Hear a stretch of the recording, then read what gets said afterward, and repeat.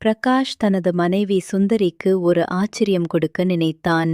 சுமார் 2 நாட்கள் யாருமில்லாமல் நாம் மட்டும் தனியாக ஒரு படகு பயணம் போகலாம் என்றான். சுந்தரி சிரித்துக்கொண்டே, உனக்கு இப்போதான் ரொமான்ஸ் வர ஆரம்பித்திருக்கா என்று கேலி செய்தாள். அவர்களுடன் உதவிக்கு வந்த விஜய் படகை சுத்தம் செய்து, அண்ணே எல்லாம் ரெடி என்றான். கடலுக்கு புறப்பட்ட 1/2 மணி நேரத்தில் இன்ஜினில் புகை வந்தது. விஜய், கீழே இறங்காதீங்க என்று கத்தினான். ஆனால் தீ வேகமாக பரவியது. மூவரும் லைஃப் ஜாக்கெட் அணிந்து கடலில் குதித்தனர். காலையில் ஒரு தீவில் மூவரும் வெவ்வேறு இடங்களில் ஒதுங்கினர். விஜய்தான் முதலில் எழுந்தான். அவன் சுந்தரியை தேடினான். அவள் மணலில் மயங்கிக் கிடந்தாள். விஜய் தண்ணீர் தெளித்தான். அவள் கண் விழித்து, பிரகாஷ் எங்கே என்று அழுதாள். நான் தேடுறேன், நீங்க இங்கேயே இருங்க என்று சொல்லி தேங்காய் உடைத்து கொடுத்தான். அவள் குடித்துவிட்டு, நீ இல்லைனா நான் இல்லை என்றாள்.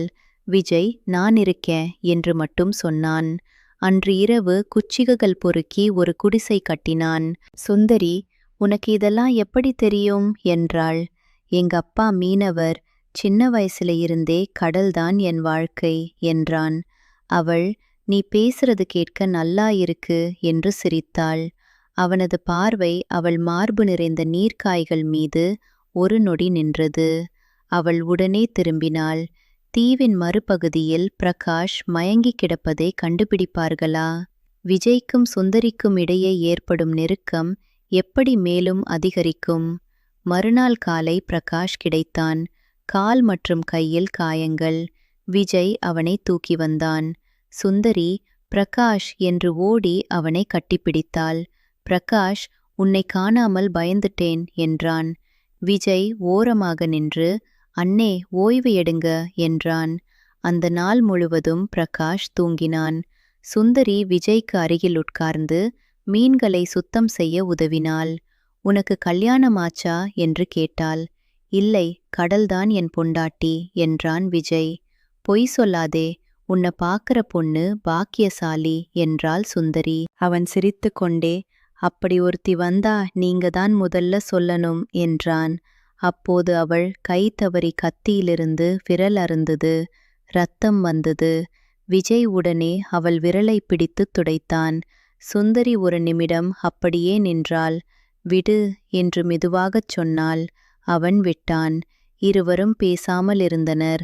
இரவில் நிலா ஒளியில் சுந்தரியும் விஜயும் தனியாகச் சந்திப்பார்கள்.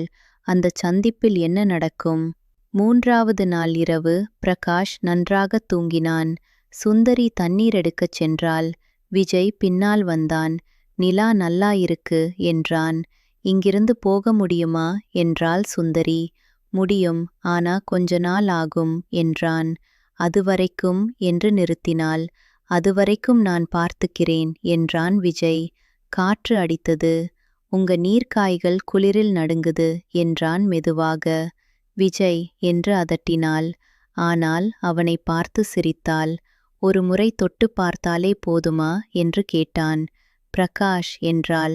அவர் தூங்குறாரு, நான் கேட்கிறது உங்களைத்தான் என்றான். ஒரு நிமிடம் யோசித்து, சரி, ஆனா யாருக்கும் தெரியக்கூடாது என்றாள். விஜய் ஒரு பாறையில் அவளை உட்கார வைத்து நீர்க்காய்கள் மீது கை வைத்தான். பழம் இனிக்குது என்றான். பேசாதே என்று அவள் தலையை பிடித்தாள். அவன் கை கீழே சென்று கீழ்ப்பள்ளத்தின் வாசலில் விரலால் கோலமிட்டான். என்ன செய்றே என்றாள். கதவு தட்டுறே என்றான். திறந்திருக்கும் என்று கிசுகிசுத்தாள். அவன் ஒரு குச்சியை எடுத்து வாசலில் வைத்தான். உள்ளே வரட்டுமா? வா என்றாள். முதல் இரவின் மெல்லிய அலைகள் எப்படி உச்சத்தை அடையும்? சுந்தரியின் உடல் விஜய்க்குள் எப்படி கரையும்? முதல் முறையாக அவன் மெதுவாக உள்ளே சென்றான். அலை போல் வந்து போனான். மெல்லப் போகிறாய் என்றாள். உன் கிணறு ரொம்ப ஆழம் என்றான். நீதான் முதலாளி, இவ்வளவு தூரம் என்று சிரித்தாள். சத்தமில்லாமல் முடிந்தது. 4வது நாள் மழை பெய்தது. மூவரும் ஒட்டி படுத்தனர். பிரகாஷ் தூங்கினான். சுந்தரி விஜய் காதில், தூக்கம் வரலை என்றாள். அவன் அவளை திருப்பி, எனக்கு உன் தலைக்காணி 2ம் வேணும் என்றான். சீனும் சி என்று சிரித்தாள். அவன் பின்னாலிருந்து தலைக்காணி நடுவில் கட்டையை வைத்து தேய்த்தான். இது புதுசு என்றாள். பின்னாலே வழியில்லை, முன்வழிதான். ஆனா நான் பின்னாலே இருக்கேன் என்றான். அவள் கால்களை விரித்தாள். இந்த முறை வேகம் கொஞ்சம் அதிகம். உள்ளே போக போக பாதை விரியுது என்று முனகினாள். அவன் ஒரு கையால் அவள் கையை பிடித்து மறு கையால் மார்பகங்களை பிசைந்தான். உன் பண்ணையிலே பால் கறக்கிறேன் என்றான். உன் கட்டைதான் கறக்குது என்றாள். மழை சத்தத்தில் முடிந்தது.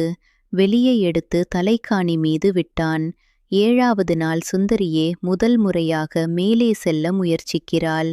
கட்டை மரமா இரும்பா என்ற கேள்விக்கு விஜய் என்ன பதில் சொல்வான்? 7வது நாள் பிரகாஷ் மீன் பிடிக்கச் சென்றான். சுந்தரி விஜய் அருகில் வந்து, இன்னைக்கு நான் மேலே என்றாள். அவன் படுத்தான். அவன் மேல் ஏறி கட்டையை பிடித்து, இது மரமா இரும்பா என்றாள். உனக்காக காத்திருந்தது என்றான். அவள் கீழ்ப்பள்ளத்தின் மீது வைத்து மெதுவாக உட்கார்ந்தாள். நான் ஓட்டுறேன் என்றாள். அவன் நீர்க்காய்கள் இரண்டையும் பிடித்து, மாம்பழம் இனிக்குது என்றான். அவள் மேலும் கீழுமாக அசைந்தாள். உன் கக்கட்டை என் வரி வரைக்கும் வருது என்றாள். உன் கீழ்கிடல் தண்ணீர் ஊத்துது என்றான். இந்த முறை அவளே முடிவை நெருங்கினாள். இருவரும் பொன்னிறமாக உச்சத்தை அடைந்தனர். மாலையில் பிரகாஷ் திரும்பி வந்து இருவரின் முகத்தையும் மாறி மாறி பார்த்தான். என்ன விஷயம் என்றான் கடுமையாக. பிரகாஷ் உண்மையை கண்டுபிடித்து விடுவானா? சுந்தரி அவனிடம் எப்படி சமாளிப்பாள்? இரவில் சுந்தரி பிரகாஷ் அருகில் சென்றாள். என்னை மன்னிப்பியா என்றாள். என் பொண்டாட்டி வேறொருத்தனின் கிணற்றில் தண்ணீர் எடுத்ததை பார்த்தேன் என்றான் பிரகாஷ். அந்த கிணறு உன்னோடது. நான் தாகத்தில் தவறிவிட்டேன் என்று சொல்லி அவன் சட்டையை கண்ணீரில் நனைத்தாள். தன் நீர்க்காய்களை அவன் நெஞ்சில் வைத்தாள். பிரகாஷின் கட்டை எழும்பியது. அவள் பிடித்து, இது எனக்கு மட்டும்தான் என்றாள். பிரகாஷ் அவளை கீழே போட்டு, இனிமேல் அவன் கிணற்றுக்கு போக மாட்டேன் என்று சத்தியம் செய் என்றான். சத்தியம் என்று கால்களை விரித்தாள். பிரகாஷ் உள்ளே சென்றான். என் வீட்டுக் கதவை நான்தான் திறக்கணும் என்றான். திறந்துதான் இருக்கு என்றாள். அவன் தலைக்காணியை தூக்கி அடித்தான். இப்படித்தான் வேணும் என்று கத்தினாள். இருவரும் அழுது கொண்டே முடித்தனர். பிரகாஷ் உள்ளேயே விட்டான். 9வது நாள் விஜய் பாறையிலிருந்து விழுந்து இறந்து போகிறான். அவனது கடைசி வார்த்தைகள் என்ன? 9வது நாள் காலை விஜய் பாறையில் ஏறி மீன் பிடித்து கொண்டிருந்தான். திடீரென கால் தவறி அவன் கீழே விழுந்தான். சுந்தரி ஓடி வந்து விஜய் என்று கத்தினாள். அவன் கடைசியாகச் சொன்னான், உன் கிணற்று தண்ணீர் மறக்க முடியாது. அது என் பசியாற்றியது. பிரகாஷ் ஓடி வந்து சுந்தரியை அணைத்து கொண்டான். விஜயின் உடலை கடலில் ஆழ்த்தினர். அன்று மாலை படகு வந்தது. தீவிலிருந்து திரும்பும்போது சுந்தரி பிரகாஷின் மடியில் படுத்துக்கொண்டாள். இனிமேல் என் கிணற்றில் உன் கட்டை மட்டும்தான் என்றாள். பிரகாஷ் அவள் நெற்றியில் தொட்டுக்கொண்டு, என் நீர்க்காய்கள், என் தலைக்காணி, என் கீழ்ப்பள்ளம் எல்லாமே எனக்குத்தான் என்றான். படகு கரையை நெருங்கிக் கொண்டிருந்தது. கடல் அமைதியாக இருந்தது. சுந்தரியின் கண்களில் விஜயின் நினைவு மட்டும் மெல்ல மறையவே இல்லை. கரை சேர்ந்த பின் சுந்தரிக்கும் பிரகாஷுக்கும் இடையேயான உறவு எப்படி மாறும்? விஜயின் நினைவு அவர்களை எப்போதும் வாட்டுமா?